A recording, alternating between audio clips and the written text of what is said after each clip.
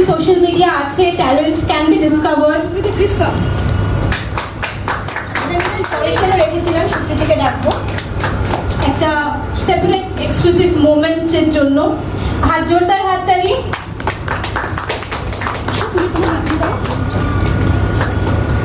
সুপ্রীতি ওর ছেলেকে নিয়ে এসেছে। সুপ্রীতির তরফ থেকে একটা ছোট্ট গিফট হ্যাম্পার। একটু সামনে। I would request Dr. Payal Kumar Roy also to join the frame.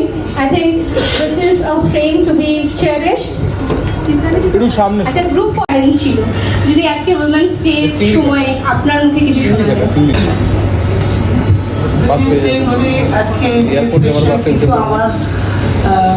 আজকে মনে হচ্ছে না, কেননা মেয়েরা অনেক এগিয়ে এসেছে। তবে আমি নিজেকে স্পেশাল বলে নিশ্চয়ই সবসময় মনে করি, কারণ আমার যখন অল্প বয়স ছিল তখন আমার জীবনীতেই সব লেখা আছে, ওখানে করে বুঝতে পারবেন। একেবারেই কোনো মতেও সিনেমায় নামার কোনো ব্যাপার ছিল না। সিনেমা অন্য জগৎ আর কি, আমাদের যেখান থেকে আমি এসেছি বা আমার হাজব্যান্ড প্লাস মানে সবই নেগেটিভ ছিল। আমার বিয়ে হয়ে গেছিল, আমার তখন বড় মেয়ে 10 বছর, ছোট মেয়ে 6 বছর, কিন্তু আমার দেখে বোঝা যেত না, মনে হতো বিয়েই হয়নি, এরকম মনে হতো। তো সেই অবস্থায় আর আমার বাড়িতে সিনেমা থিয়েটার নাচও ইভেন কেউ কখনো করেনি। আমার বাড়িতে গানের বাড়ি, আমার মা সিঙ্গার ছিলেন, সন্ধ্যা মুখার্জি, মা দীপালি নাগ, মীরা ব্যানার্জি, যারা গানের জগতের লোক তারা সবাই চিনতেন। তো মার কাছ থেকে আমি ওই গানটাই পেয়েছিলাম।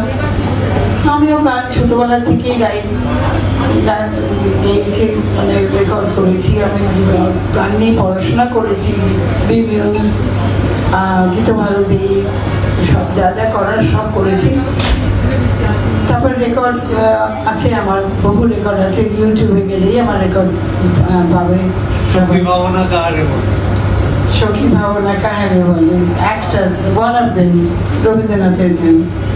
আর অতুল প্রসাদ আছে অনেক। দিয়ে তখন বললেন যে তুই যাবি আমার সঙ্গে, গান পিকচারাইজেশন আছে।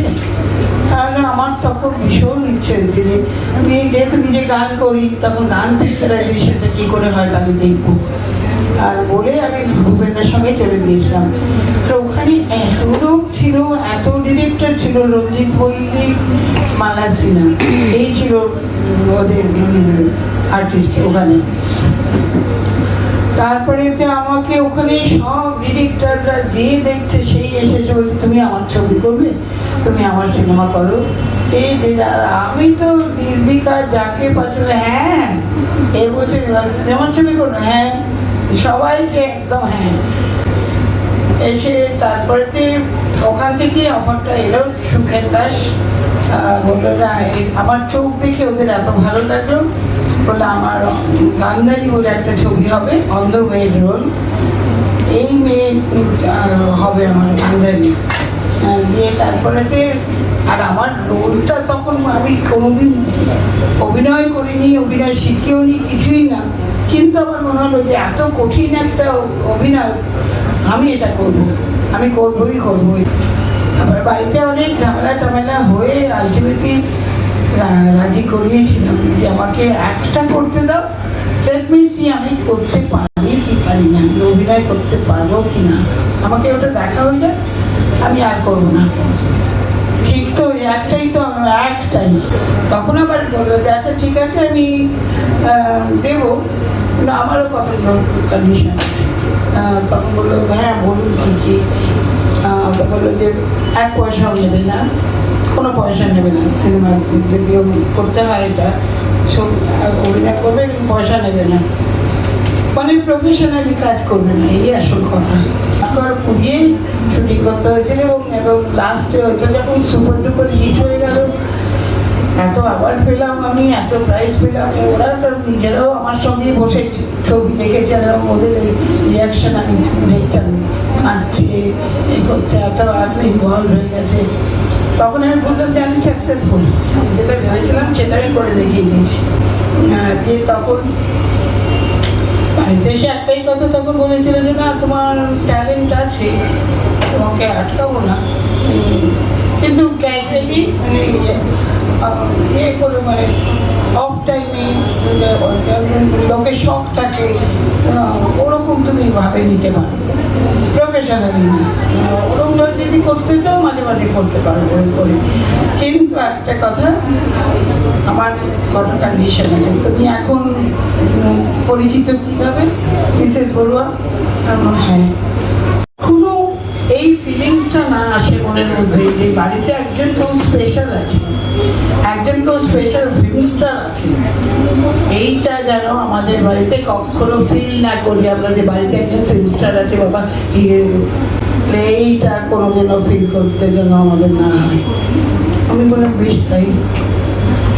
অ্যান্ড আই কেপ্ট মাই ওয়ার্ডস, আমি সেইভাবেই চলেছি, সেভাবেই করেছি, যার জন্য আমাকে বহু ছবি সেই সময় আমাকে ছেড়ে দিতে হয়েছে। আউটডোর আছে, যেতে হবে, মানে আবার বাড়িতে অশান্তি, কী দরকার? সত্যি সত্যি কথাই তো, আমি তো ছেড়ে ফিল্মস্টার হওয়ার মেন্টালিটি আমার ছিল না, কখনোই ছিল না। আরেকটা তখন আমার মনে হয়েছিল যে সুনয়নীতে আমি নায়িকা, আমি আর উত্তম কুমার, এই তো। আর অনেকে আবার পরপর আমার ওদের সব ছবি আসতে থাকলো, নায়িকা ইয়ে করি। কিন্তু আমি না সেই মুহূর্তে আরেকটা ডিসিশন মনে মনে নিয়ে নিয়েছিলাম, আমি নায়িকা হতে আসিনি। আমি লোককে পৃথিবীকে দেখাতে চাই আমি কত ভালো অ্যাক্ট্রেস। আমি কেউ আমাকে ওইভাবে লোকে ছিল যে আমি ভীষণ বড় অ্যাক্ট্রেস, কিন্তু আমি নায়িকা জানি। এই গাছ ধরে একটু নাচলাম, গাইলাম, গান করলাম, ওই করলাম, এইরকম আমি